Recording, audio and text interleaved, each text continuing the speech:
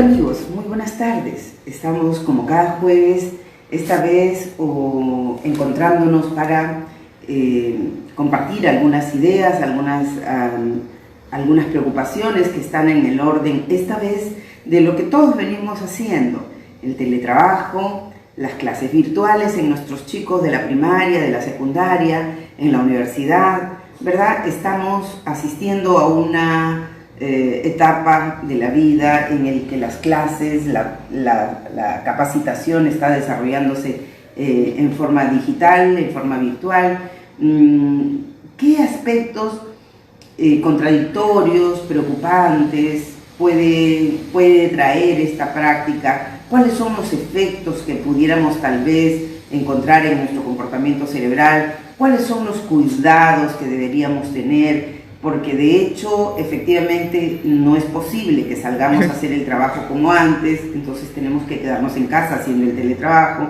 No es posible que hagamos los estudios en los locales físicos de los colegios, que nuestros chicos vayan a la escuela físicamente, porque todavía la pandemia no ha sido, digamos, controlada y todavía tenemos una presencia significativa de contagios que debemos evitar. Tenemos que proteger a los ciudadanos de a pie, tenemos que cuidar a las personas que nos están, que comparten con nosotros este espacio geográfico en el Perú y en el mundo.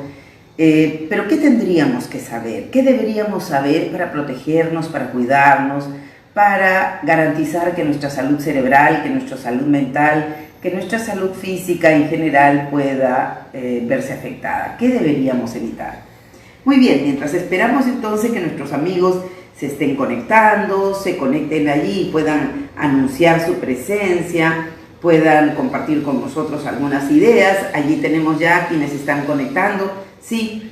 María Rosa Tinta dice: doctora, buenas tardes, recién conectándome, saludos.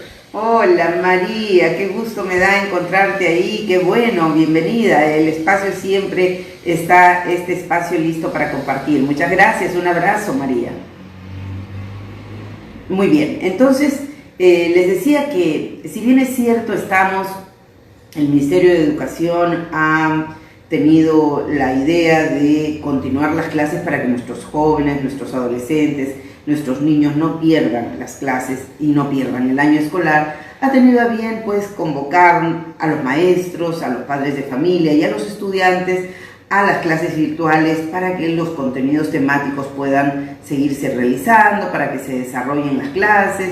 Y es importante que conozcamos algunos aspectos que singularmente tienen intervención en este proceso. Efectivamente nos preocupamos un poco cuando podemos observar el Aprendo en Casa, que es un programa que a mí particularmente me parece, digamos, bastante digerible académicamente, porque son pequeños temas desarrollados con algunos actores, actrices, que participan haciéndolo de una manera bastante explicativa. Creo que el esquema, la presentación que ha tenido el Aprendo en Casa no es malo. Sin embargo, creo necesario hacerles conocer algunos detalles para que podamos ir manejándolo desde la casa, quizás con como aporte para que ustedes lo consideren.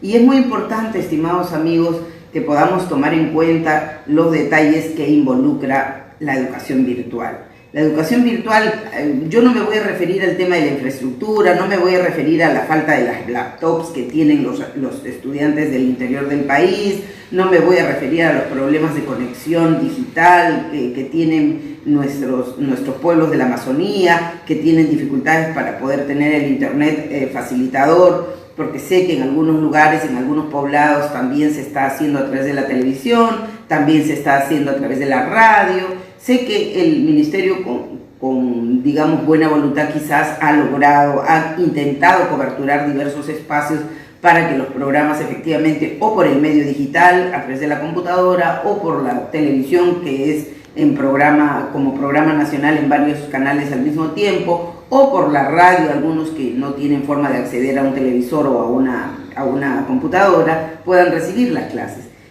No me voy a referir a los temas de infraestructura porque eso no me corresponde. Probablemente tiene sus efectos como en toda acción desde el Estado. Nosotros hemos vivido como un país anacrónico, hemos vivido en una crisis organizacional y tenemos serios problemas de estructura y de infraestructura, eso lo sabemos muy bien. La superestructura para nosotros también es un problema que tenemos que dilucidar en estos tiempos, pero me voy a referir puntualmente a los defectos que tiene la educación virtual en un aspecto central, en el que se los he anunciado, en el comportamiento cerebral, en la salud mental y en la salud física.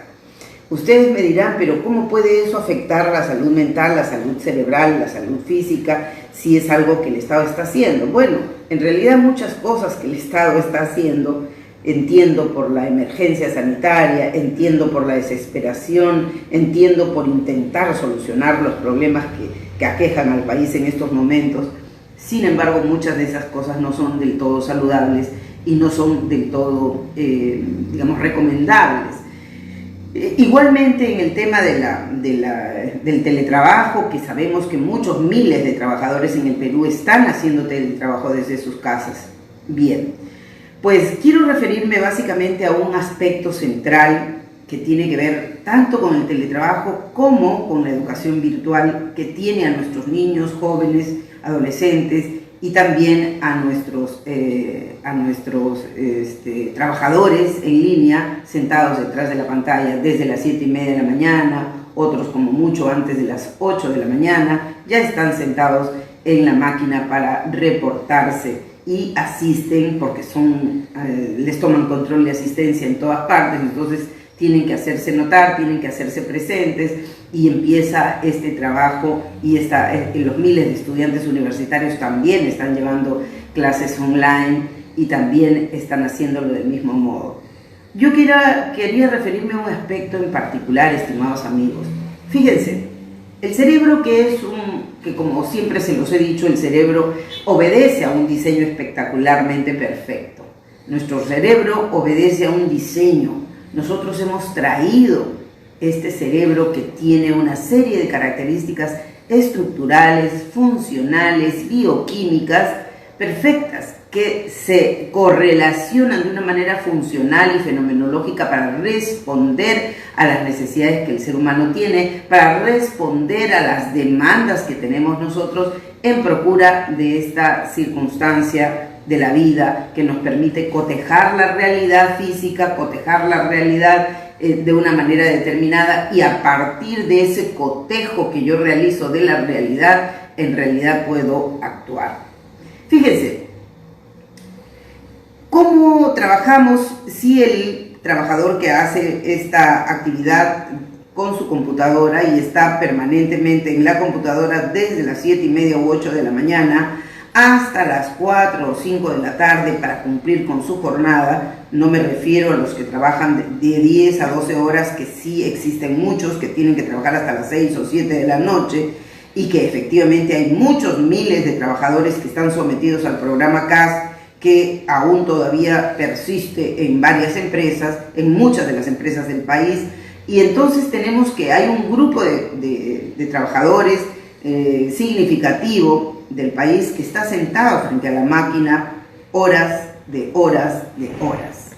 Y yo debo, precisamente por una alerta, por una advertencia, por la necesidad de darles información, decidí hacer este programa especialmente dedicado a esto, porque si bien es cierto, nos permite seguir trabajando y seguir cobrando nuestro sueldo, nos permite seguir haciendo nuestras labores, nos permite seguir recibiendo las clases en la universidad, le permite a los chicos seguir resolviendo las clases desde la escuela, haciéndolo a través de las computadoras, pero de este modo nos aseguramos de no perder el año escolar. Si bien es cierto, eso es una realidad, lo que es tan cierto, estimados amigos, es que existe el cerebro como una máquina importante, requiere de variables condicionantes para producir adecuadamente estos productos a los que tenemos que convocar cuando se trata de las habilidades del pensamiento, como atención, concentración, memoria, inteligencia y cuanto hay.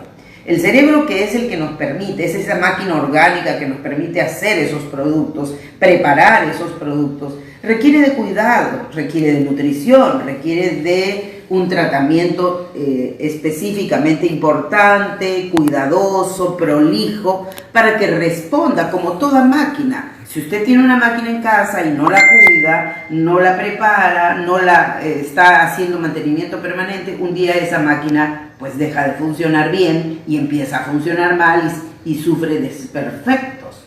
Pues bien, para evitar estos desperfectos, para evitar que esta máquina importante, perfecta, que dirige los movimientos de nuestro cuerpo, que dirige los resultados comportamentales en el ser humano, que dirige los movimientos articulares, de contacto, de conexión entre todos los sistemas de nuestro cuerpo,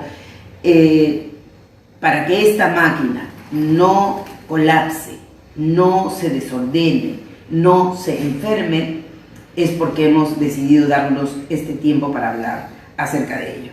¿Qué sucede?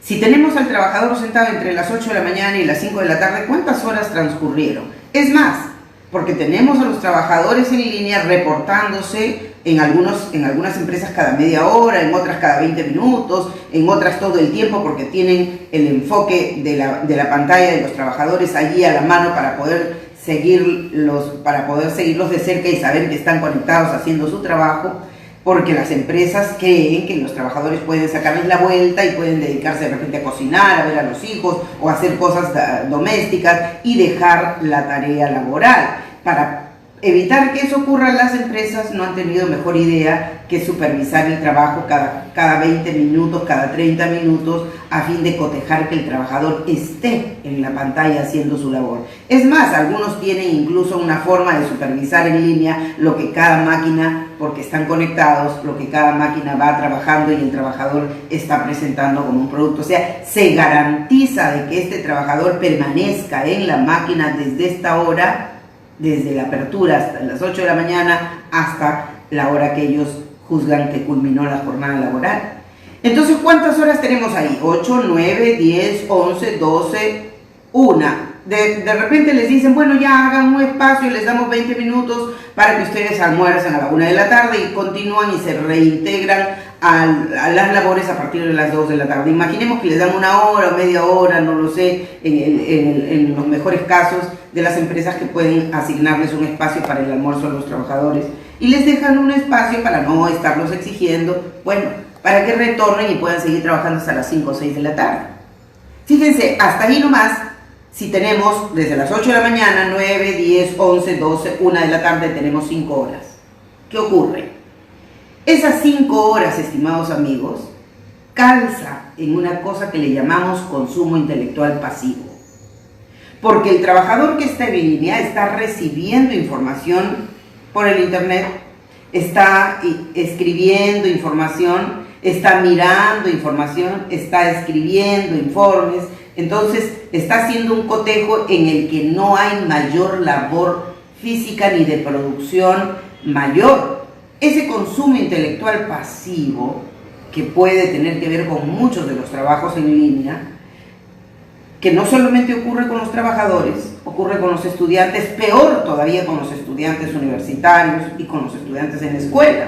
Porque los estudiantes universitarios, ¿qué está ocurriendo? Los estudiantes universitarios tienen que recibir sus clases y las clases que reciben están relacionadas con el propósito del maestro, que tiene que hacer, por ejemplo, un programa temático de 2 horas, termina una clase y entra a la siguiente clase y tiene un programa temático de otras 2 horas cronológicas, y así progresivamente.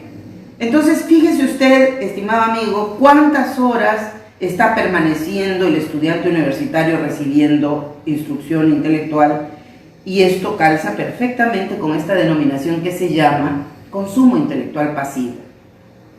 Fíjense, por otro lado, está el consumo relacionado con los adolescentes en la escuela, con los niños en la escuela, que tiene que ver con qué? Tiene que ver con que recibe su clase de matemáticas, recibe su clase de historia, recibe su clase de geografía o de cual sea el tema. Inmediatamente después el estudiante lo que empieza a hacer es las tareas, porque las tareas son diarias.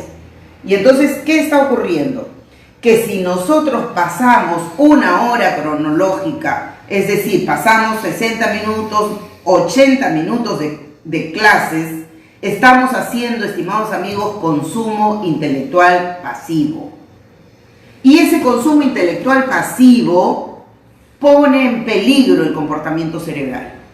¿Por qué razón? Y a esto quiero referirme ahora. Consumo intelectual pasivo que está poniendo en peligro una característica de nuestro cerebro, de nuestra respuesta cerebral que tiene que ver con la barrera hematoencefálica. Como ustedes pueden ver, la barrera hematoencefálica. ¿Cuáles son las características que responden a esta barrera hematoencefálica que debiera interesarnos y comprometernos? ¿Cuáles son esas características? En primer lugar, esta barrera hematoencefálica tiene una función. Esa función es la de la protección del sistema nervioso. ¿Para qué sirve la barrera hematoencefálica que tenemos como una función de nuestro cerebro? Para proteger nuestro sistema nervioso. Para proteger nuestro sistema nervioso requerimos, por supuesto, de los nutrientes, y es importante darnos cuenta de que los nutrientes en nuestro país están constreñidos básicamente al consumo de las carnes, al consumo de algunas leguminosas muy pequeñas y las verduras que no son propias de nuestro consumo habitual porque es parte de los hábitos alimentarios que tenemos en el Perú. Consumimos demasiadas frituras, consumimos demasiadas grasas saturadas, y obviamente nunca hemos tenido el papel de la intervención del Estado para este filtro porque no hemos considerado que ha sido importante, salvo lo que me parece a mí prudente y necesario es que, por ejemplo, se consignen los octógonos en los productos de alto consumo de grasas. Esto, por ejemplo, es un avance. Sin embargo, todavía tenemos problemas en el tema alimentario y tenemos miles de ciudadanos cuyo consumo nutricional es precisamente de repente no tan saludable. Además, es importante que sepamos que la cuarta parte del oxígeno que necesita, la cuarta parte del oxígeno de nuestro cuerpo, lo necesita el sistema nervioso para trabajar correctamente. Es decir, de todo el oxígeno que necesita nuestro cuerpo, la cuarta parte de eso lo necesita nuestro cerebro, nuestro sistema nervioso para trabajar. Fíjense ustedes lo importante que es, en este momento, que combinamos una nutrición defectuosa, porque tenemos malos hábitos alimentarios, tenemos comida chatarra en abundancia y le hemos dado mucha cobertura publicitaria a la comida chatarra, y le hemos dado diciendo que es la cocina peruana y tenemos en realidad una cocina con altas grasas saturantes, y que además tenemos, si le sumamos a eso el miedo, vamos a sumarle un detalle: el miedo reduce la receptividad de oxígeno en el cerebro, porque obviamente a la tensión, al estrés, no nos damos cuenta, pero la respiración se vuelve más precaria y entra en nuestro cerebro menos oxígeno. Una dificultad para que el cerebro, que produce en esta estructura de la barrera hematoencefálica, una dificultad que pondría en peligro la protección de ese sistema nervioso. ¿Qué ocurre cuando esta barrera hematoencefálica se fragiliza por efecto del consumo intelectual pasivo? El consumo intelectual pasivo fragiliza la barrera hematoencefálica. La fragiliza y no solo pone en peligro esta protección del sistema nervioso, sino que pone en peligro, por ejemplo, una condición de la barrera hematoencefálica que se llama impermeabilidad. Esa impermeabilidad, que es esta condición, la impermeabilidad, que impide, que selecciona el ingreso, tiene el paso selectivo de determinadas sustancias, que no permite, por lo tanto, el ingreso de sustancias tóxicas.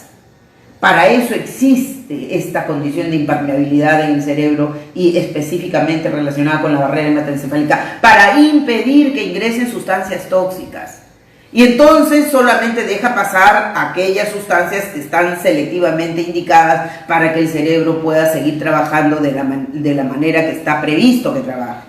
Y entonces, en este paso selectivo, cuando la barrera hematoencefálica está afectada por el consumo intelectual pasivo, se fragiliza y por lo tanto esta condición de impermeabilidad no se cumple como debiera cumplirse. Entonces ya tenemos una grave dificultad, estimados amigos.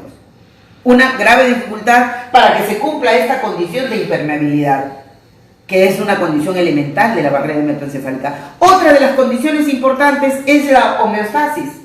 que es la condición que hace, que permite que se mantenga la estabilidad, el equilibrio, la armonía entre los diversos sistemas que funcionan en nuestro cuerpo. Entonces, si nuestros sistemas que funcionan en nuestro cuerpo van a responder a una serie de variables de estímulo que los puede descolocar, como por ejemplo el miedo, la inseguridad, la amenaza que sentimos, el aumento de... todo eso que favorece el aumento del cortisol y el estado de alerta permanente, que hace que con estas condiciones en las que vivimos, el miedo es una característica típica que nos está afectando. Obviamente, entonces nuestra homeostasis está siendo debilitada, fragilizada, y esto ya es un problema que también afecta a la barrera hematoencefálica, porque son características que tenemos que responder a ellas para proteger, para garantizar que esa barrera hematoencefálica haga su tarea y evite que entren toxinas a nuestro cerebro, para que ese cerebro trabaje cada día con lo mejor de sus energías, con lo mejor de las sustancias neuromoduladoras, con lo mejor de lo que tiene, para que sus productos, llámese memoria, atención, concentración, lenguaje, inteligencia, puedan ser garantizables. Si esto, porque recuerden ustedes que la barrera hematoencefálica tiene capilares sanguíneos, y estos capilares sanguíneos tienen que hacer su tarea, así como tiene pies de astrocitos que también tienen que hacer su tarea de protección, que tienen que hacer su tarea de llenar los espacios, que tienen que hacer su tarea de cautelar que el sistema nervioso trabaje en función de los objetivos que el ser humano tiene. Esta barrera hematoencefálica, que tiene un conjunto de células gliales que apoyan de manera permanente al sistema nervioso, que dirigen el trabajo del sistema nervioso, tanto en el sistema nervioso central como en el sistema nervioso periférico. Estas células gliales deben ser protegidas no solo por la nutrición, que debe estar orientada a la nutrición vegetal, a la nutrición natural, a la nutrición importante y no relacionada con los altos consumos de grasas saturadas y de hidratos de carbono que pueden estar afectándonos, sobre todo si son harinas que son, digamos, en este caso, harinas que pudieran ponernos en peligro, como las harinas del trigo, que hacen que estas respuestas no sean precisamente lo que nosotros queremos garantizar, ¿no? Estas sustancias, como las harinas refinadas, son harinas que van a dañar el comportamiento cerebral, porque van a aumentar el consumo de cortisol, la producción de cortisol en el cerebro, y eso aumenta el miedo y eso fragiliza la barrera hematoencefálica igualmente. Entonces, si no cuidamos el sistema nervioso central, si no cuidamos el sistema nervioso periférico, ustedes saben que precisamente la función de la barrera hematoencefálica es la función de intervenir, de separar la circulación sanguínea del líquido cefalorraquídeo. Esa separación garantiza que el cerebro no sea dañado, no reciba toxinas. Nosotros tenemos un promedio de 100 millones de neuronas, de 100.000 millones de neuronas trabajando en nuestro cerebro de manera permanente. Pero ¿sabemos acaso que cada segundo perdemos, por ejemplo, una neurona? Cada segundo perdemos una neurona. A lo largo del día, ¿cuántas neuronas perdemos? 3.600 horas perdemos en una hora. En un modo regular, en el trabajo regular, en la vida regular. Entonces, ¿qué sucede cuando estamos haciendo consumo intelectual pasivo? La cantidad de neuronas que vamos a perder por efecto de este tipo de saturación es mucho mayor. Entonces, no olvidemos, estimados amigos, que aquí tenemos que combinar la nutrición, la protección cerebral a través de nuestras actividades. Y para la protección cerebral necesitamos saber que no podemos tener permanentemente más de una hora continua en la pantalla. Podemos estar 70 minutos, 80 minutos en la pantalla, y ahí tenemos que detenernos unos minutos. Detenernos para no entrar en esta cobertura de consumo intelectual pasivo. Nos detenemos unos minutos y podemos retornar para poder continuar nuestras labores en la pantalla. Eso podemos hacerlo. Lo cumplen las empresas a lo largo y ancho de la República. ¿Cuidan este programa para no saturar el cerebro de sus trabajadores? Yo lo dudo.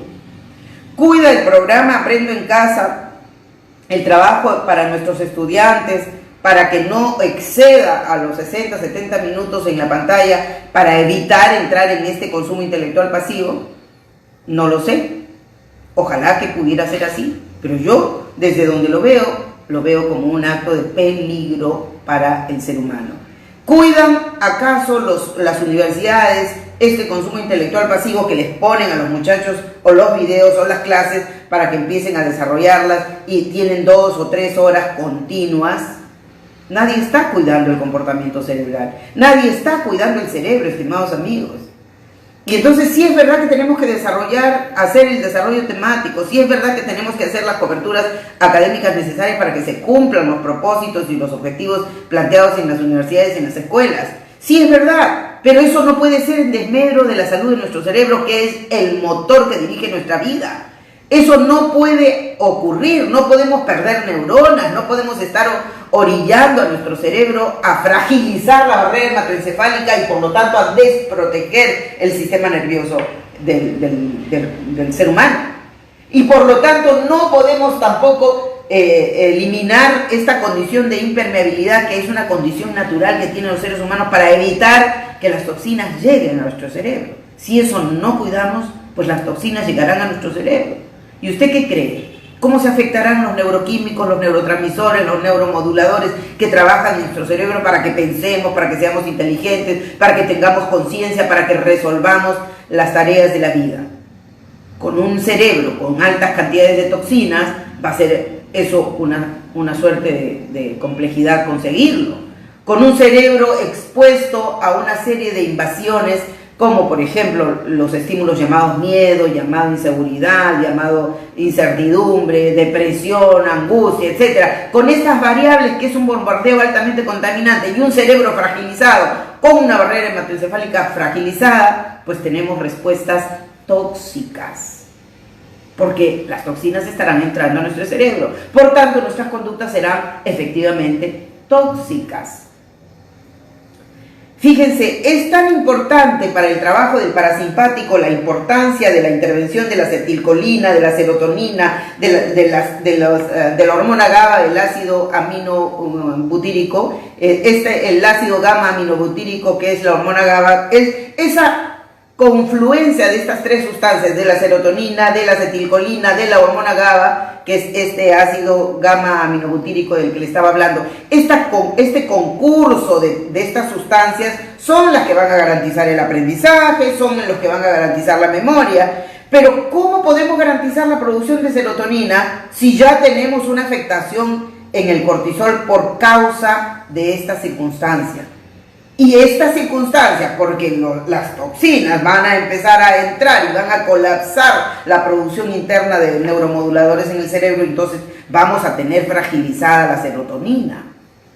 Y si la serotonina cumple esa función de esa tríada importante para que se garantice el aprendizaje, la memoria, la atención, la concentración, etc., y además tienen una importancia suprema en lo que es la relajación, en lo que es la calma, en lo que es el sueño, en lo que es la tranquilidad. O sea, por donde sea, hay una infestación tóxica en nuestro cerebro. Por el consumo intelectual pasivo, por la reducción de serotonina, por el aumento de cortisol, el cerebro está siendo fragilizado, y cuando hay aumento de cortisol hay aumento de la alerta, y por lo tanto entonces el miedo aumenta, la inseguridad aumenta, la inestabilidad aumenta, el comportamiento se desorganiza. Cuando hablamos de las personas que salen a las calles y se contaminan y se exponen a los riesgos, no hablamos de que es gente que quiera irse a morir, en realidad de manera consciente. Tampoco de manera consciente que sale a la calle a contaminar a la gente. Es que eso es una alteración de su salud mental. Es una demostración de que hay una falta del equilibrio, de la estabilidad, de la homeostasis, del comportamiento cerebral. Hay una falta de equilibrio. Hay una fragilización de la salud mental en estas personas que no alcanzan a entender este nivel de conciencia que se requiere para conocer cuáles son las consecuencias de mis actos. Sí. Milagros Bereche dice: buenas tardes, Miss Vicky, qué excelente tema. Muchas gracias, mi querida Milagros, un abrazo muy grande, bienvenida, es importante tu participación aquí. Entonces, ya sabemos, por ejemplo, que la acetilcolina, por ejemplo, que es muy importante, es un neuromodulador que trabaja directamente relacionado con el parasimpático. Es un neuromediador y está relacionado con el funcionamiento del parasimpático. Esta acetilcolina, que claro, tiene una relación estrecha con la colina, debo decirlo, con la colina, y la colina tiene una participación importante, está presente en los huevos que comemos en casa. Por eso comer huevos ayuda mucho a la fabricación de colinas y esto a su vez colabora con la producción de acetilcolinas. Pero si toda esta producción alimentaria podemos lograrla, digamos que con algún nivel de equilibrio, y tenemos por otro lado esta invasión de contaminantes desde el exterior, entonces vamos a tener un problema serio con el trabajo del hipocampo. Vamos a tener un problema serio. No se olviden ustedes que el hipocampo es la estructura que guarda memoria de corto plazo, así como la intervención de la corteza cerebral que guarda la memoria de largo plazo. Y entonces, si perdemos de vista esta organización cerebral prolija que debemos proteger con el consumo intelectual pasivo, que le estamos haciendo a través del teletrabajo o de las clases virtuales, vamos a ponernos realmente en peligro. Esto, por ejemplo, en lo que respecta a las clases virtuales en el colegio, estamos siempre teniendo el afán de desarrollar nuestras actividades en procura de un propósito, en procura del desarrollo temático. Y yo debo decir que efectivamente he visto las clases que desarrollan las infografías, los infogramas, que los trabajan de una manera muy didáctica, enseñan a desarrollar algunos temas pequeños sin mayor exigencia, pero para que se comprenda cómo se hace una infografía, cómo se hace un resumen, etcétera, lo he podido ver y creo que son lo suficientemente didácticos porque los operadores que intervienen son personas que están relacionadas con la comunicación y lo hacen con bastante efectividad. Pero lo que es el tema de fondo, estimados amigos, el tema de fondo, los contenidos. Debo insistir en que los contenidos están colocando a los seres humanos en una posición continua también de riesgo. Nos estamos ocupando ¿de qué? De este modelo del hemisferio izquierdo. El modelo del hemisferio izquierdo. El hemisferio izquierdo que está relacionado con las matemáticas, que está relacionado con el lenguaje, que está relacionado con el análisis, que está relacionado con los hechos fácticos de conocimiento, de datos. Ese hemisferio izquierdo que es el hemisferio dominante al que hemos nutrido durante todos estos años en el sistema educativo actual. En desmedro del trabajo del hemisferio derecho. Ese hemisferio derecho que tiene el propósito de darse cuenta, de intuir, de calcular, de presumir, de hacer hipótesis, de trabajar ese procesamiento que no hace el hemisferio izquierdo. Muchas veces se ha dicho el hemisferio izquierdo habla pero no ve. Y a la inversa, el hemisferio derecho ve pero no habla. Por decirlo, por graficarlo de alguna manera. Entonces, ¿qué quiere decir? Que su existencia tiene una ocurrencia fenomenológica importante para producir esos productos académicos que necesitamos. El hemisferio derecho tiene que intervenir, tiene que ser atendido, tenemos que recurrir a la intuición, tenemos que recurrir al análisis, tenemos que potenciar en los estudiantes este lado del hemisferio de nuestro cerebro que no ha sido atendido por años de años durante este sistema. Hemos servido para trabajar ese modelo repetitivo, numérico, de datos estadísticos, de quién fue fulano de tal, en qué año nació fulano de tal, de cuáles son las características de tal. El dato, la educación del dato.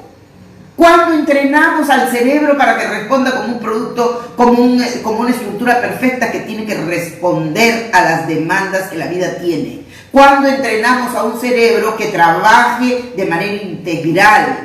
Que ese hemisferio izquierdo y ese hemisferio derecho trabajen, que haya la participación de un tronco cerebral, de un cuerpo calloso, que haga la tarea de integración, de trabajo mutuo, en donde haya ese rebote importante para que produzca las inteligencias, el rebote de un lado a otro, en donde el cerebro de manera integral va a trabajar de una manera que producirá entonces productos altamente confiables y además importantes.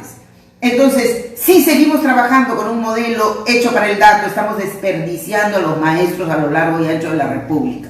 Los maestros debieran estar entrenados, en vez de sentarse a repetir fechas, a repetir datos, a repetir efectivamente números o datos estadísticos, en vez de repetir conceptos, los maestros debieran estar estableciendo una comunicación eficaz y real con sus alumnos. Una comunicación abierta en donde fluya el conocimiento como resultado de la investigación, del análisis, de la producción mental.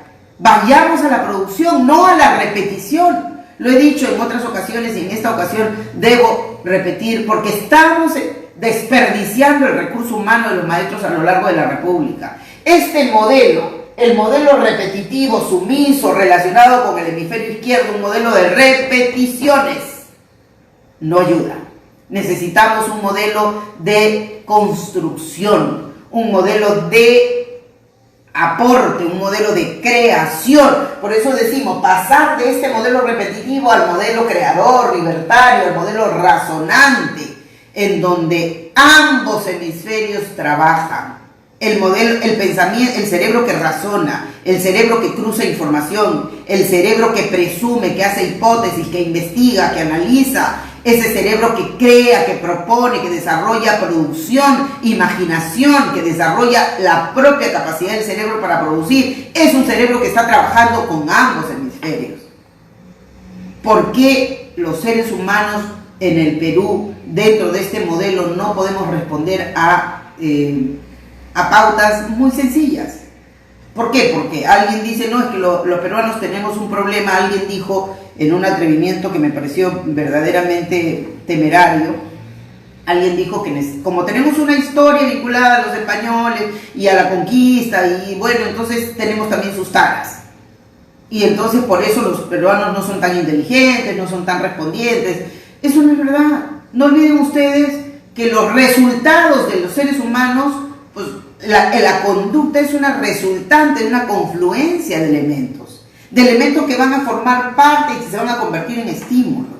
Nosotros traemos por herencia una condición, el temperamento y las capacidades, pero a eso le añadimos el modificador primario, que es la intervención de la familia, y le añadimos el modificador secundario, que es la intervención de la escuela, que es la intervención de la universidad, que es la intervención de la sociedad, a la que no estamos dirigiendo, por desgracia, y entonces cada quien hace lo que le parece, cada quien hace lo que quiere. La escuela A forma lo que quiere, la escuela B forma lo que quiere, y así cada escuela hace el modelo de estudiante que le parece mejor. Entonces no tenemos una resultante que es casualidad y que es resultado de Pedro Quirós, de Mario Quispe, no señor. Esa resultante es una resultante producto de todos los estímulos que están sometiendo al cerebro humano, a esa persona, a orillarlo a determinado tipo de conductas. Esta conducta de los jóvenes en la fiesta de los Olivos, en donde murieron 13 personas, no es una casualidad. No es la culpa individual de cada uno de los que fueron, de los 100 o 150 que fueron. No es la culpa solamente de ellos.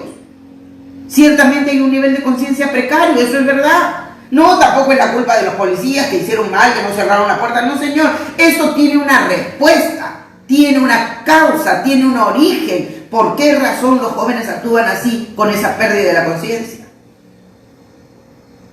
Porque la conciencia no nace con usted. No es que usted tenga conciencia y usted, porque tiene la cara así o asá, y porque su papá no tiene conciencia, usted tampoco tiene conciencia, porque así es genética. No hay genética ahí. Sí. Patricia Janet dice, buenas noches, querida Victoria. Buenas noches, Patricia, un abrazo. Muchas gracias por estar ahí acompañándonos, sí. Marisol Santibáñez dice, muy buenas tardes, mi querida Victoria, saludos y un abrazo para mi querida Lisa, las quiero, bendiciones. Muchas gracias, mi querida Marisol, gracias por estar ahí, gracias por acompañarnos, es muy importante que estén ahí. Un abrazo muy grande, difundan por favor, tomen en cuenta, usen el control remoto, trabajen ustedes, manejen estos principios para que puedan defender el comportamiento cerebral. Les decía que hay efectivamente algunos aspectos centrales que tenemos que abordar y que tenemos que denunciar. Esta persecución que hacen las empresas para con los trabajadores que están haciendo teletrabajo, esta es una persecución que debe detenerse.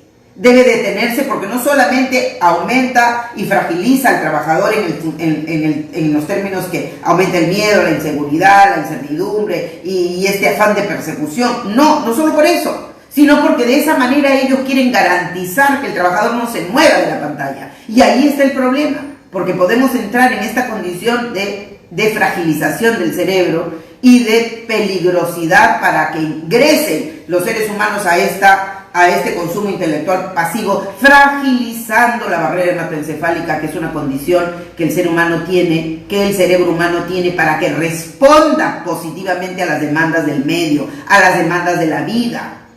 Esta barrera hematoencefálica, repito, tiene esta condición de impermeabilidad. La impermeabilidad que garantiza que no ingresen toxinas al cerebro, como les repito. Sí. Cassandra Kim dice, saludos doctora Victoria, de Susana y mi hijo Mauricio. Oh, qué lindo, muchas gracias, un abrazote para Mauri, por supuesto, un abrazote para usted, muchas gracias por estar ahí, es importante compartir la información.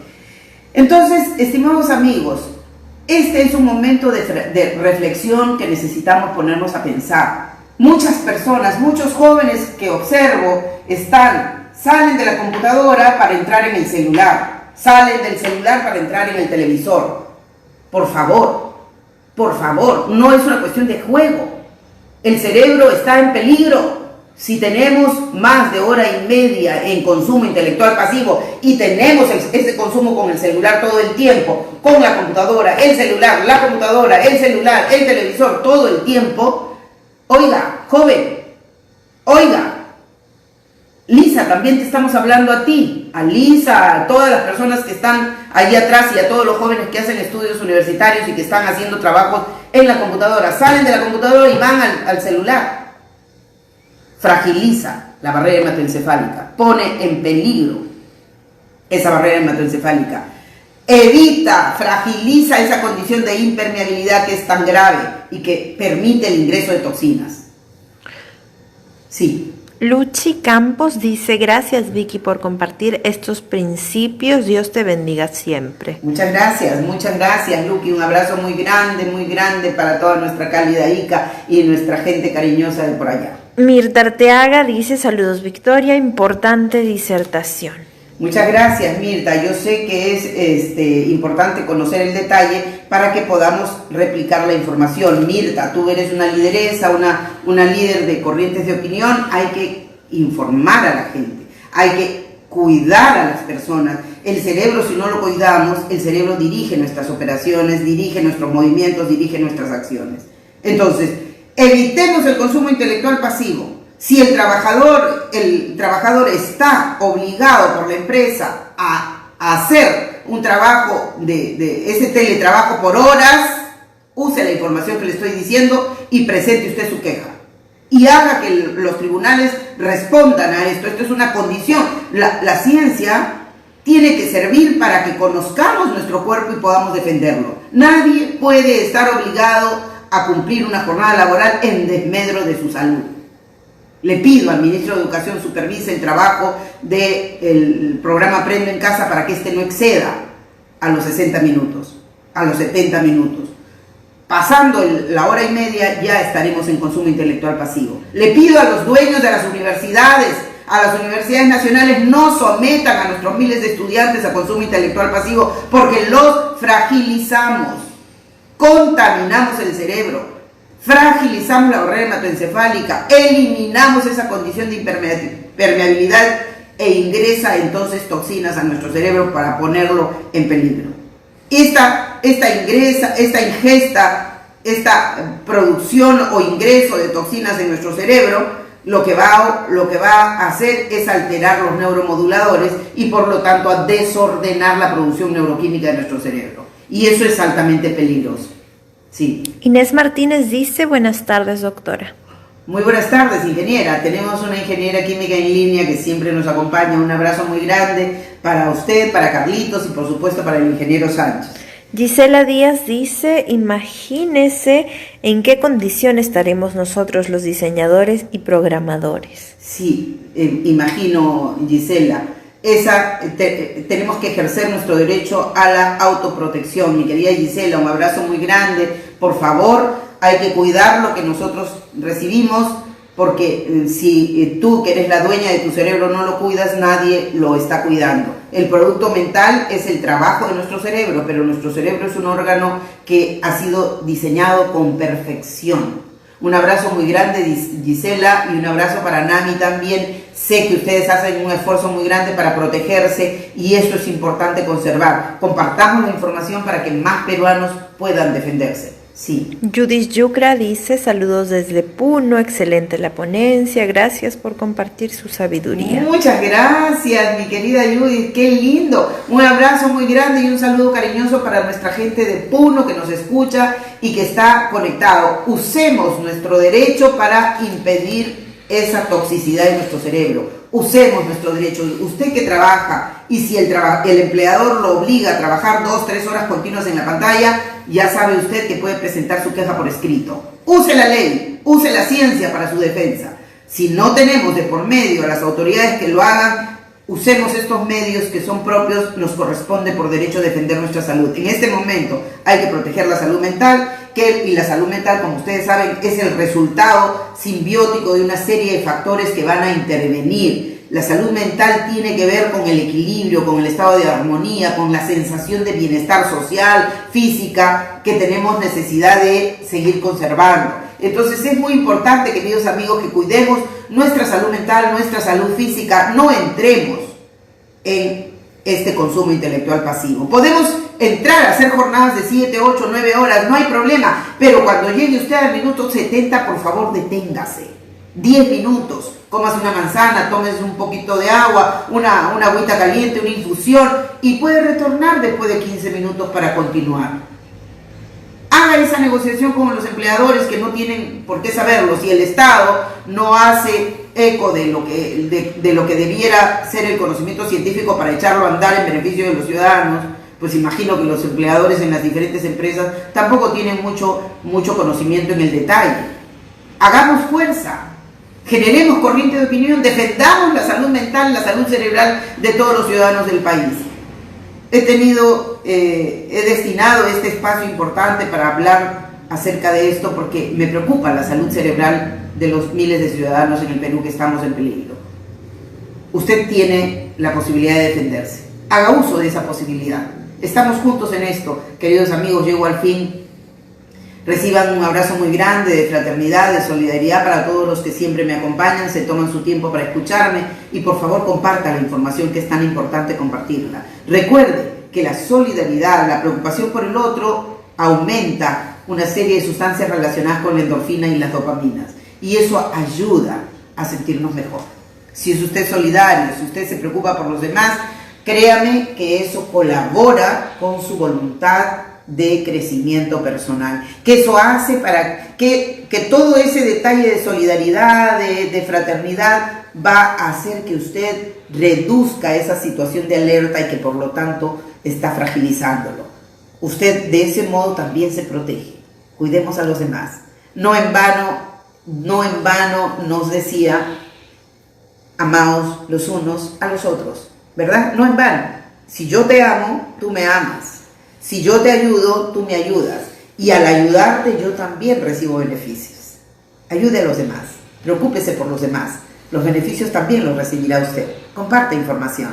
Dele like a nuestra página. Búsquenos en nuestra página de Facebook. Búsquenos en el YouTube como CIDIS Perú. Estamos ahí con los videos que subimos a YouTube. Usted lo puede ver en diferentes ocasiones. Todas las transmisiones que hacemos aquí en vivo se quedan en nuestra página de Facebook y también en el canal de YouTube las pueden encontrar. Así es. Muchas gracias, Lisa, siempre interviniendo en el momento oportuno. No se olviden de darle like. También está mi página Victoria Crecer, ubíquela allí porque tenemos artículos que pueden serle de utilidad. Sí. Dice Gisela Díaz, como para cerrar, es gratificante poder dar la mano al que necesita. Claro que sí, mi querida Gisela, por supuesto. En eso estamos completamente de acuerdo. Un abrazo muy grande para Nami, un abrazo muy grande para todos los que me acompañan en este espacio de transmisión. Compartan la información, entren a nuestras páginas y rebótenlo para que alguien más que tal vez pueda hacerle útil esta información lo pueda emplear. Queridos amigos, nos veremos el próximo jueves en este mismo espacio. Ya ustedes saben que infaltablemente nos encontramos aquí.